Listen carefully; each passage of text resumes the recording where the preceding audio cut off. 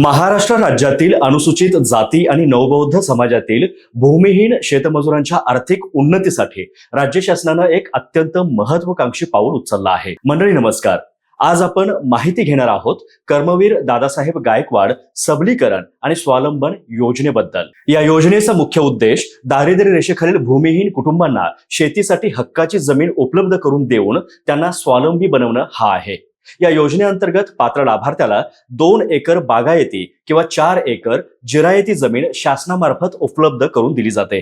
विशेष म्हणजे या जमिनीच्या रकमेपैकी 50% रक्कम ही अनुदान स्वरूपात असते, तर उर्वरित 50% रक्कम बिनव्याजी कर्ज म्हणून दिली जाते। 18 ते 60 वयोगटातील महाराष्ट्र राज्यातील अनुसूचित जातीचे भूमिहीन नागरिक या योजनेसाठी पात्र आहेत। अर्ज करण्यासाठी आपल्याला जिल्हा समाज कल्याण कार्यालयातून विहित नमुना मिळवून तो आवश्यक कागदपत्रांसह जसं की BPL कार्ड, आधार कार्ड, जातीचा दाखला आणि रहिवासी प्रमाणपत्रासह तिथेच सादर करावं लागेल।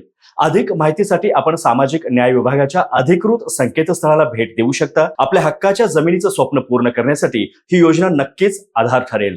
धन्यवाद। या योजनेविषयी अधिक माहिती हवी असेल किंवा इतर सर्व शासकीय योजनांचा लाभ घ्यायचा असेल तर आजच सहज योजना हे ऍप प्ले स्टोअर वरून डाउनलोड करा आणि घर बसल्या सर्व योजनांची माहिती मिळवा। हा व्हिडिओ उपयुक्त वाटला असेल तर लाईक करा, जास्तीत जास्त शेअर करा आणि अशाच नवीन शासकीय योजनांची माहिती सर्वात आधी मिळवण्यासाठी सहज योजना या YouTube चॅनेलला सबस्क्राईब करा।